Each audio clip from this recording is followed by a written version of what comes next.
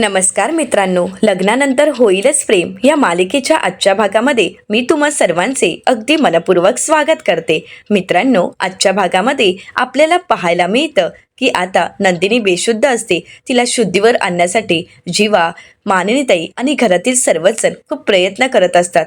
जीवा खूप घाबरून गेलेला असतो, तर मानिनीताई म्हणतात, अहो आपण डॉक्टरांना बोलूयात का? परंतु त्याचवेळी हळूहळू आता नंदिनी शुद्धीवर येऊ लागते. मानिनीताई नंदिनीला सावरतात, तर जीवा नंदिनीला आवाज देत म्हणतो, नंदिनी अगं उठ ना. परंतु नंदिनीचा लक्ष जातो अभिनंदन, जीवा आणि काव्या. आता मात्र हे सगळं पाहिल्यानंतर इकडे मात्र नंदिनी खूप बिथरून गेलेली असते. या सगळ्यामुळे नंदिनीची घुसमट होत असते, तिला खूप त्रास होत असतो. मानिनीताई नंदिनीला म्हणतात, बाळा पाणी पिऊन घे ना. परंतु नंदिनी पाणी पिण्यासाठी नकार देते. तर त्यानंतर आता मानिनीताई पाण्याचा ग्लास जीवाकडे देतात. जीवा नंदिनीला म्हणतो, नंदिनी पाणी पी ना. नंदिनी मात्र जीवाकडे पाहतही नसते. जीवा नंदिनीला पाणी देण्याचा प्रयत्न करत असतो, परंतु त्याचवेळी नंदिनी आता मानिनीताईंना जाऊन मिठी मारते आणि खूप रडत असते. ती पूर्णपणे या सगळ्यात कोलमडून गेलेली असते. जीवा म्हणू लागतो, नंदिनी अगं पाणी घे ना. तू माझ्या हातून आता पाणीही पिणार नाहीयेस का? तर आता विक्रम जीवाला म्हणतात, जीवा तू हे काय करतोयस? मानिनीताई म्हणतात, विक्रम म्हणतात, नाही मानिनी, या सगळ्याचा सोक्षमोक्ष लागायलाच हवा. मुलांनो मला सांगा, तुमच्यावर संस्कार करण्यात किंवा आईबाप म्हणून आम्ही कुठे कमी पडलो सांगा ना. अरे तुम्ही मुलं का नाही आम्हाला खरं सांगत? का नाही आम्हाला विश्वासात घेत? काव्या आणि तुझ्यामध्ये असणारे हे नातं तुम्ही आम्हाला का नाही सांगितलं? तर मानिनीताई विक्रम म्हणतात, अहो प्लीज जाऊ देत ना. तर आता विक्रम म्हणतात, नाही मानिनी, ह्या सगळ्याचा आता खुलासा व्हायलाच पाहिजे. मानिनी तू काय सांगण्याचा प्रयत्न करतेस ग? या सगळ्याबद्दल तुला माहीत होतं का? मानिनीताई इशाऱ्यानेच नकार देतात, परंतु आता त्यांना काव्याचे ते शब्द आठवतात. मानिनीताई काव्याला म्हणालेले असतात, काव्या तुझा जो कोणी बॉयफ्रेंड होता, जो कोणी लग्ना अगोदर तुझ्या आयुष्यात होता, त्याला तुला माझ्यासमोर आणावंच लागेल. तर काव्या नकळतच म्हणालेली असते, कसं शक्य आहे? तो तर तुमचा, असं म्हणत काव्या शांत झालेली असते. परंतु काव्याला नक्की कोणाचं नाव सांगायचं असतं हे आता मानिनीताईंना कळालेलं असतं. तर इकडे विक्रम म्हणू लागतात, जीवा अरे तुला कळतंय का? हे सत्य तुम्ही आम्हाला तर सांगितलंच नाही. सगळ्यांचीच तुम्ही खूप मोठी फसवणूक केली, परंतु नंदिनी तिची तर खूप मोठी फसवणूक केली आहेस. अरे आज हे सत्य कळाल्यानंतर नंदिनीची काय अवस्था झाली आहे तू पाहतोयस ना. अरे तिला तरी विश्वासात घेऊन हे सगळं काही सांगायचं होतं, परंतु नाही, तू काहीच केलं नाहीस. तू नंदिनीला सत्य सांगितलं नाहीस आणि तिच्याशी खोटं बोलत राहिलास आणि म्हणूनच आज या सगळ्या गोष्टीचा तिला त्रास होत आहे. जीवा तू गुन्हेगार आहेस नंदिनीचा. तर आता इथे पार्थ म्हणू लागतो, फक्त जीवा नाही, इथे सगळ्यांचेच गुन्हेगार आहेत. आता मात्र पार्थचं हे वाक्य ऐकल्यानंतर काव्या पार्थच्या समोर जाते आणि म्हणते, पार्थ काय बोलताय तुम्ही हे? तर पार्थ उठून उभा राहतो आणि काव्याकडे पाहतच म्हणतो, हो इथे सगळेजण एकमेकांचे गुन्हेगार आहेत, परंतु कोण कोणाचा गुन्हेगार आहे काहीच कळत नाही. कोणी नक्की कोणता गुन्हा केला आहे तोही कळत नाही. आणि हे सगळं काही कसं शोधायचं? पार्थही या सगळ्यामुळे बिथरून गेलेला असतो. आता पार्थची ती अवस्था पाहून काव्यालाही खूप वाईट वाटतं.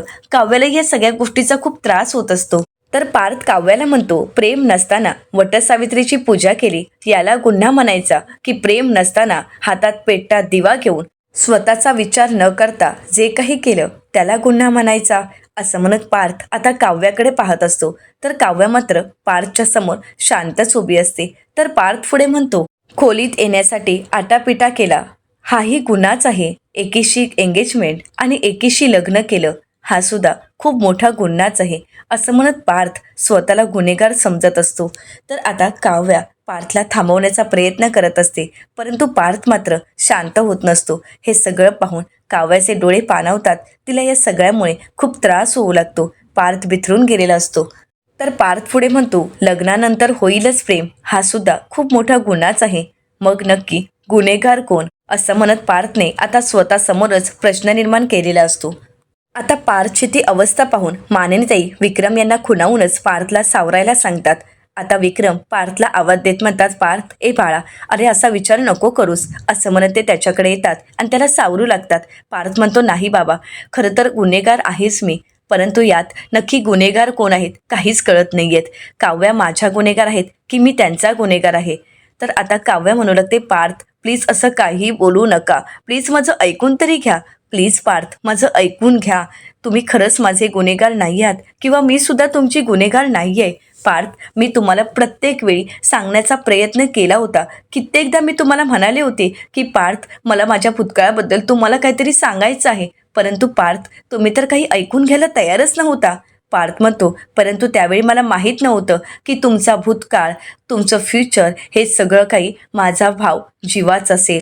जीवा तुमचा भूतकाळ होता आणि भविष्यसुद्धा तुम्ही जीवासोबतच पाहिलं होतं. हे मला माहीत नव्हतं आणि म्हणूनच मला काहीच जाणून घ्यायचं नव्हतं. परंतु आज मला कळतंय की खरंच गुन्हेगार मी आहे. कारण तुम्ही आणि जीवाने दोघांनीही स्वप्न पाहिली होती, परंतु ती स्वप्न मी उद्ध्वस्त केली असं मला वाटते.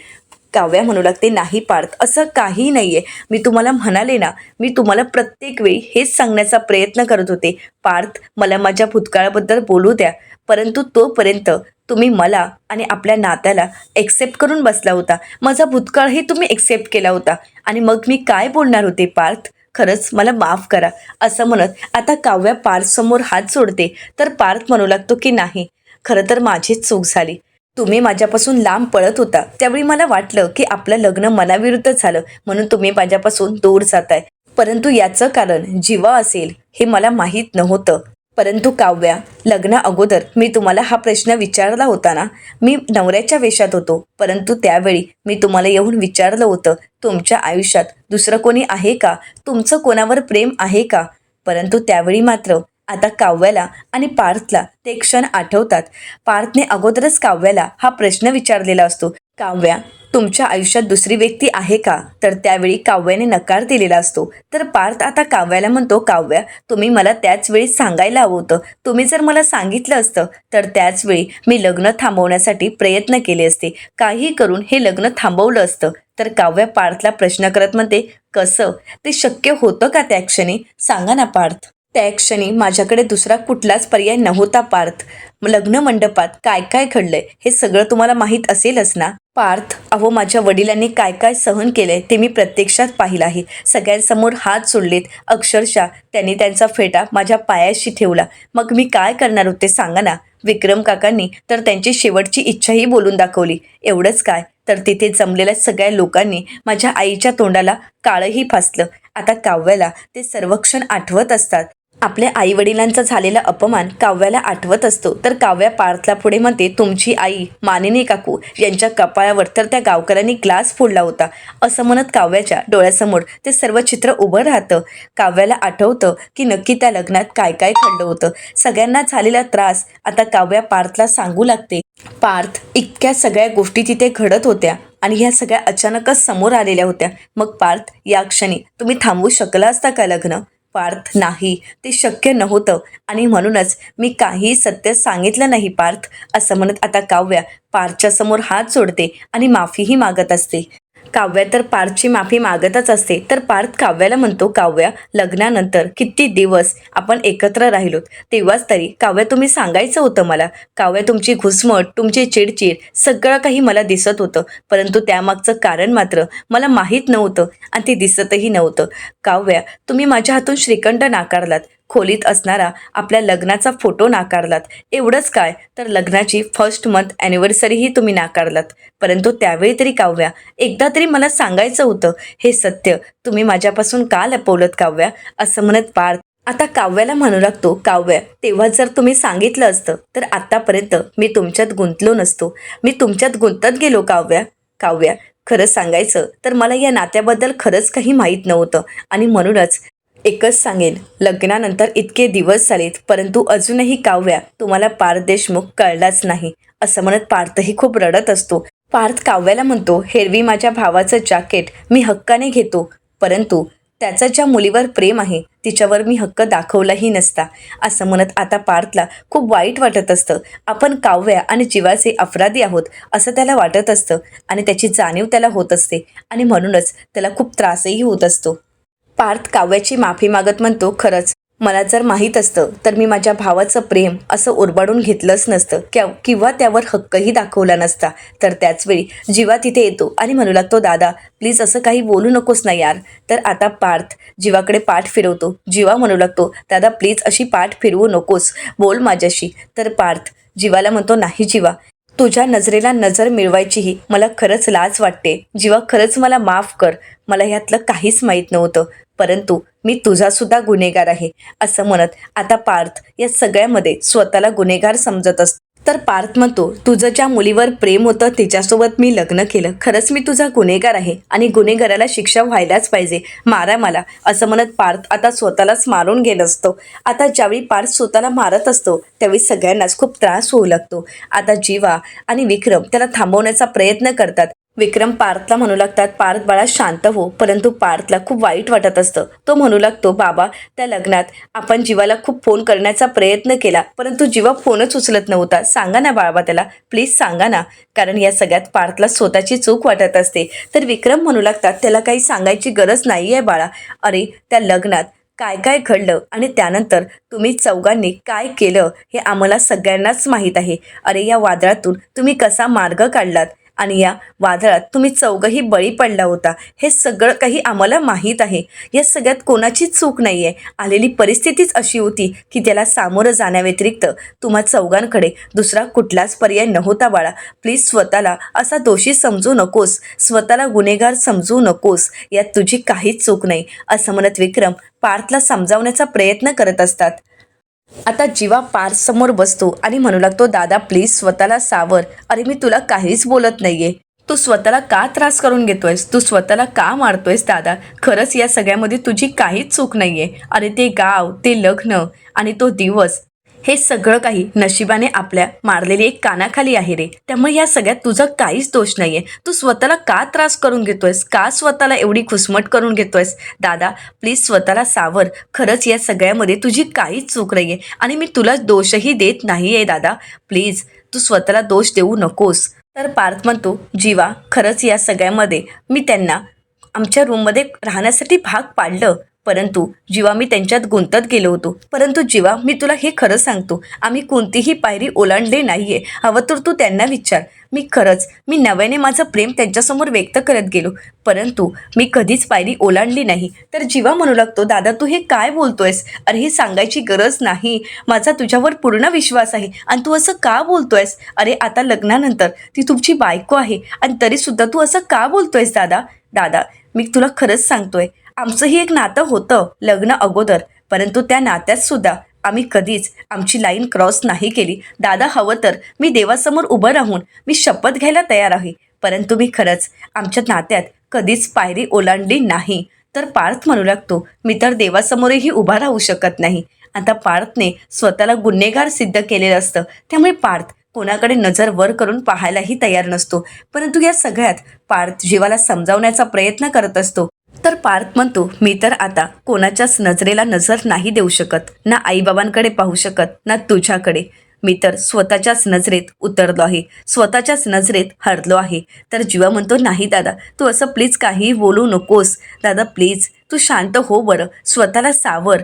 या सगळ्यामध्ये पार्थची ती अवस्था पाहून जीवाला खूप त्रास होत असतो. आपल्या भावाला होणारा मनस्ताप पाहून जीवाला ते सहनही होत नसतं. तर पार्थ पुढे म्हणतो, आता मी माझ्या रूमकडे जरी पाहिलं ना तरी मला किळसवाणी वाटते. मी लाईन नाही क्रॉस केली, पण माझ्या प्रेमाची लक्ष्मण रेषा मात्र त्यांच्यासमोर आखत गेलो. माझ्या या प्रेमात मी त्यांना गुदमरून टाकलं. मी त्यांना इतकं गुदमरून टाकलं की माझ्या ह्या प्रेमामुळे मला जे त्यांच्याबद्दल वाटतंय ते त्यांना तुझ्याबद्दल वाटतंय हे त्या सांगूही शकल्या नाहीत. त्यांनी स्वतःला या सगळ्यामध्ये कोंडून घेतलं, स्वतःला त्रास करून घेतला, परंतु सत्य मात्र माझ्यापासून लपवूनच ठेवलं. खरं तर माझ्या प्रेमाच्या ओझ्याखाली मी त्यांच्या भावना अशा दाबून ठेवल्या. असं म्हणत पार्थ चिडचिड करत असतो, त्याचा राग व्यक्त करत असतो. आपणच या सगळ्याला जबाबदार आहोत हेच पार्थला वाटत असतं. जीवा कितीही समजावण्याचा प्रयत्न करत असला तरीसुद्धा पार्थ मात्र काहीच ऐकून घ्यायला तयार नसतो. एक एक गोष्टी पार्थला आठवत असतात. पार्थ म्हणू लागतो, आमची रूम त्यांना जेलच वाटत असेल ना. परंतु आता पार्थ काव्यासमोर हात जोडतो आणि म्हणतो, सॉरी माझी रूम. असं म्हणत आता पार्थने हे नातं तोडलेलं असतं. आता मात्र काव्या पूर्णपणे घाबरून जाते. ती मानिनीताईंना आवाज देत म्हणते, मानिनी काकू प्लीज तुम्ही तरी समजावा ना पार्थला. काकू तुम्हाला तुमची मैत्रीण म्हणाली होती ना की तिने मला एका मुलासोबत कॅफेमध्ये पाहिलं होतं, परंतु तिने तुम्हाला हे नाही सांगितलं की कॅफेमध्ये असणारा तुमचाच दुसरा मुलगा होता. काकू तुम्ही सुद्धा मला विचारलं होतं, परंतु त्यावेळी मी तुम्हाला नाही सांगू शकले. काकू खरंच मला माफ करा. मी ज्याच्यावर प्रेम करत होते तो तुमचा दुसराच मुलगा होता, हे मी नाही कधी सांगू शकले. तर आता मानिनीताईंचा हात काव्याने हातात घेतलेला असतो आणि ती माफी मागत असते. तर मानिनीताई काव्याला म्हणू लागतात, खरं तर तू त्यावेळी ते नाव सांगायला हवं होतंस. तो मुलगा कोण आहे हे सत्य तू मला सांगायला हवं होतं. परंतु काव्या हे सांगून तरी काय झालं असतं ग? कारण त्यावेळी मला दिसत होतं की तू आता पार्थमध्ये गुंतू लागली आहेस. पार्थ तुला आवडू लागला आहे. तर काव्या मान डोलावत होकार देते. तर आता मानिनीताई पुढे म्हणतात, आणि जीवा नंदिनी एकमेकांमध्ये गुंतत आहेत. त्यांचंही नातं बहरत आहेत. आणि या क्षणी तू जर मला सांगितलं असतं तर कदाचित मी सुद्धा हे सत्य सर्वांपासून लपवूनच ठेवलं असतं. आता हे ऐकल्यानंतर जीवा, काव्या आणि पार्थ यांना धक्काच बसतो. तर काव्या म्हणू लागते, खरंच मानिनी काकू मला या घरातील सगळ्यांच्या चेहऱ्यावरचं हसू घालवायचं नव्हतं आणि माझ्या ताईच्या संसाराआड यायचंही नव्हतं. माझ्या ताईला मला सुखात पाहायचं होतं. माझ्या ताईचा बहरलेला संसार मला पाहायचा होता आणि म्हणूनच हे सत्य मी कोणाला नाही सांगू शकले. ताई अगं बोल ना माझ्याशी. ताई मला माहीत आहे मी चुकले आहे, परंतु आता जीवा तुझेच आहेत. माझा आणि जीवाचा भूतकाळ होता तो, आणि भूतकाळ आता विसरून जा. ताई तू जे काही पाहिलंयस ना ते सगळं काही विसरून जा. जीवा तुझेच आहेत आणि तुझेच असणार आहेत. ताई अगं बोल ना तुझ्या काव्याशी.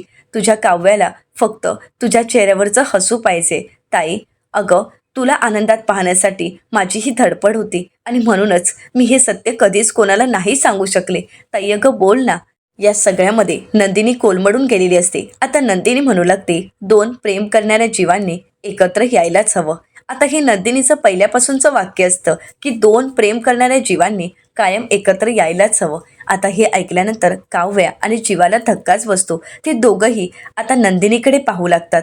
आता नंदिनी एकच वाक्य पुटपुटत असते, दोन प्रेम करणाऱ्या जीवांनी एकत्र यायलाच हवं. आता मात्र काव्या घाबरते आणि म्हणू लागते, ताई अगं काय होतंय तुला? तू काय बडबडतेस? नंदिनी परत परत तेच वाक्य बोलत असते, दोन प्रेम करणाऱ्या जीवांनी एकत्र यायलाच पाहिजे. मानिनीताई नंदिनीला सावरत असतात, तिला आधार देत असतात, परंतु या सगळ्यामध्ये नंदिनी पूर्णपणे खचून गेलेली असते. या सगळ्यातून उभं राहणंही तिला शक्य होत नसतं. परंतु या सगळ्यातून नंदिनी स्वतःला सावरते. ती उठून उभी राहते आणि दोन प्रेम करणाऱ्या जीवांनी एकत्र यायलाच हवं हेच वाक्य बोलत असते. तर मानिनीताई जीवाला म्हणतात, जीवा अरे तू तरी बोल ना तिच्याशी.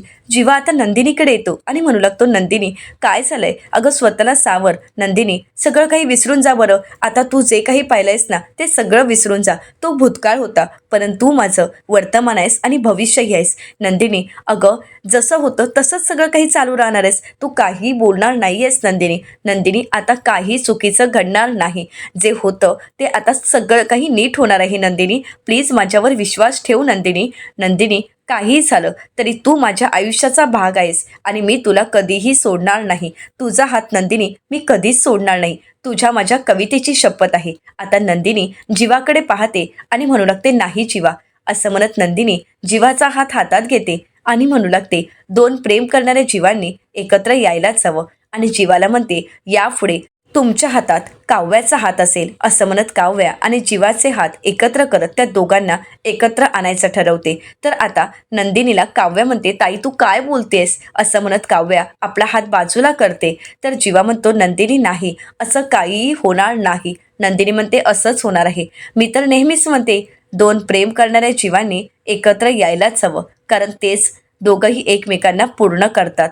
ते दोघंही एकमेकांसाठी असतात आणि खऱ्या प्रेमाचा मान आपण राखायलाच हवा. असं म्हणत नंदिनीला तिचं बोलणं आठवत असतं. काव्या आणि जीवाला नंदिनीचे ते शब्द आठवतात. नंदिनी मंदिरात म्हणालेली असते, दोन प्रेम करणाऱ्या जीवांनी एकत्र यायलाच हवं, कारण ते एकमेकांना पूर्ण करतात असं माझं म्हणणं आहे. आणि हे वाक्य जीवा आणि काव्याने ऐकलेलं असतं.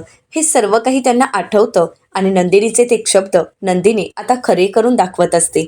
तर नंदिनी म्हणू लागते, दोन प्रेम करणाऱ्या जीवांनी एकत्र यायलाच हवं. जीवा म्हणतो नाही, ते कधीच शक्य नाहीये. नंदिनी तू काहीही बोलू नकोस. नंदिनी म्हणते नाही, मी तुम्हा दोघांना एकत्र आणणार. मी तुम्हा दोघांचं लग्न लावून देणार. आता हे ऐकल्यानंतर विक्रम नंदिनीला म्हणतात, नंदिनी अगं काय बोलतेस हे? नंदिनी असं काही होणार नाही. नंदिनी म्हणते नाही आई बाबा, आई बाबा आपण या दोघांचं लग्न लावून देऊयात. आता हे ऐकल्यानंतर घरातील सर्वांच्याच पायाखालची जमीन सरकते. परंतु इकडे मात्र वसू आत्या आणि रम्या या सगळ्याची मजा घेत असतात आणि रम्याला जसं हवंय तसंच सगळं काही घडत असतं आणि म्हणूनच रम्या खूप खुश असते.